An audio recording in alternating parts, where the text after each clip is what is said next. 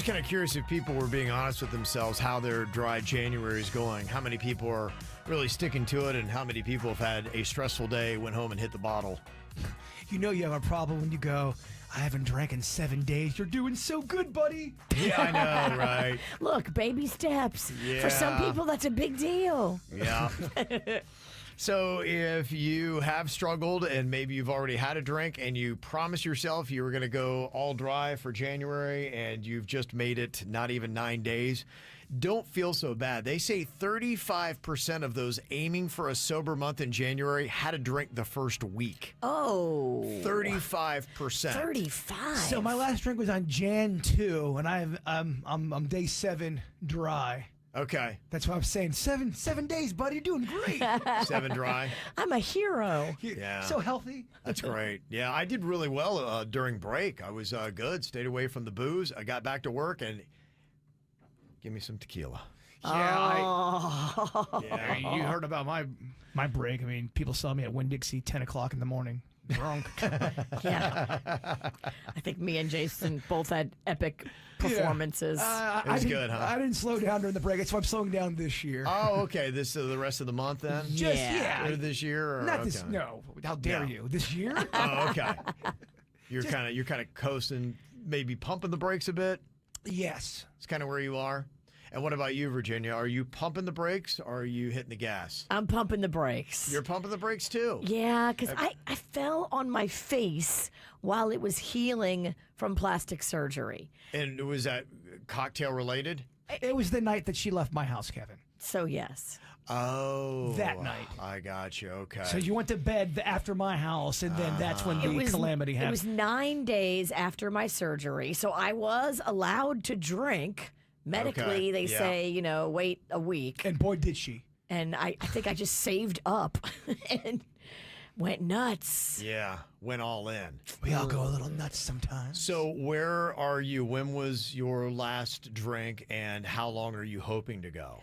December 29th, Jay Bird's house. That was your Okay. last drink? That was my last drink.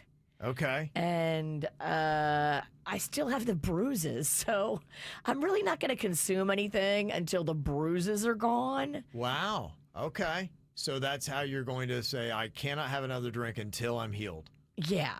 That's how you put yourself on the bench. And it might be 6 weeks. I mean, I really need to take this serious and stop being a freaking idiot. Wow. Yeah. Oh. Well, when your face looks like this, it's time to readjust a little bit. Yeah, no, I think it's a very smart statement. The right side of my face, I did not fall on. It looks great. Mm-hmm. Healed perfectly, beautifully. Left side of my face, I fell on it Yeah. and ruined it. This whole time I thought she had a Sharpie on her cheek. That's not a Sharpie, that's a bruise. You know, the one thing about dry January that I thought, and I think it is good, you need to have moments where you need to prove to yourself that, you can stay away from it. You don't need it. Look, alcohol causes a lot of problems. It's fun when you're doing it, but you got to show that it doesn't control you. So while I get what people do with dry January, to me, I see a flaw in it.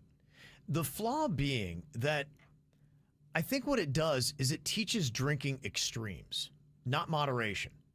Because if you tell yourself, I make it all through January, I just know that the first week of February now, I'm starting to see people go absolutely nuts. Well, I've heard people call it the February flood, and they're just going to go nuts. Yeah, so, I get the principle of proving to yourself and pumping the brakes, but to me, this slamming on them and stopping, and then you hit the gas on February 1st, what are we doing? Is that really a smart thing to do?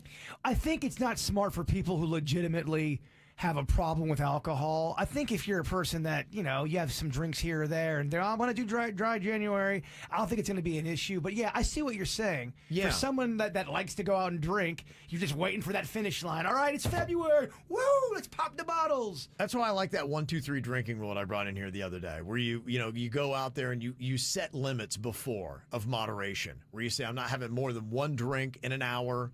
I'm not going to have, more than 2 in a social event. So maybe 1 in the first quarter, 1 in the third, and I'm not having more than 3 a day because once you get to 4 drinks in a day, you're binge drinking. So you just tell yourself maybe that I'm not going to quit it all, but I'm not going to binge drink. And here are the numbers, and here's how I'm going to do it. To me, that's the better plan. Question. Yes.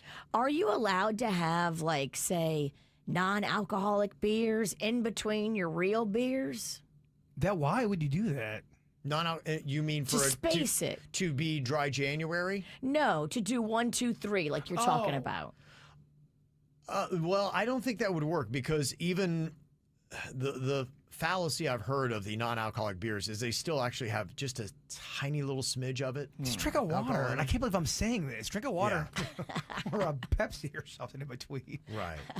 But once your lips get that sweet taste of beer, it wants the nectar. See, I hate the taste of alcohol. I mean, I legitimately hate the taste of beer, hate the Yeah. taste of vodka, hate the taste of all of it. I like the way it makes me feel. Right. And the fallacy I see with that, and I get it. You're saying, okay, well, I'm not really introducing mass amounts of alcohol, but you're still training yourself to binge drink. And I think the biggest thing, if you are a person that's concerned a little bit with your drinking, for me, that's where I am. I haven't stopped drinking, but I've told myself, if I could, I would never binge drink again. I would just have a couple of cocktails, enjoy, relax, and that's it. And that's why, to me, I keep trying to remember the 1, 2, 3. That is my standard of drinking. Boy, this conversation is getting heavy. Can I have a drink? I can, actually. Just one, though. We have a bottle of tequila I'll that do the- I was gifted at church. I'll do the 1, 2, 3 rule. Okay. 1, 2, 3 shots. Here we go. There you go. Just kidding. This is how we do. It's the KBJ Show.